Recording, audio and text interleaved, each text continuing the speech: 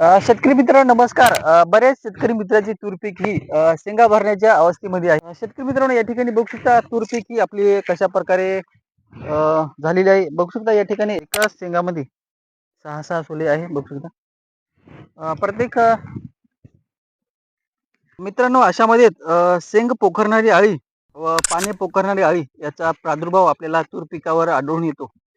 मित्रांनो याचं नियंत्रण कशा प्रकारे करायचं आपण फवारणीच्या माध्यमातून याचं नियोजन करणार आहे.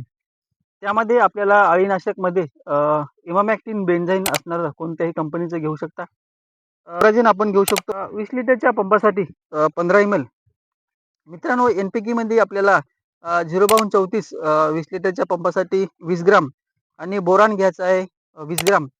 मित्रांनो वातावरणामध्ये जर ढगाळ वातावरण असेल तर आपल्याला त्या ठिकाणी एक बुरशीनाशक घेणं आवश्यक आहे. मित्रांनो याचं सगळ्याचं कॉम्बिनेशन घेऊन आपण जर तूर पिकावर फवारणी केली तर आपल्याला अळीपासून आणि फुलगळतीपासून चांगला बंदोबस्त मिळेल आणि जास्तीत जास्त तूर पिकामध्ये आपल्याला उत्पन्न घेता येईल. मित्रांनो माहिती कशी वाटली कमेंट करून नक्की सांगा. व्हिडिओ आवडला व्हिडिओ लाईक करा. अधिक माहितीसाठी आपल्याला चॅनेलला सबस्क्राईब करून ठेवा. धन्यवाद.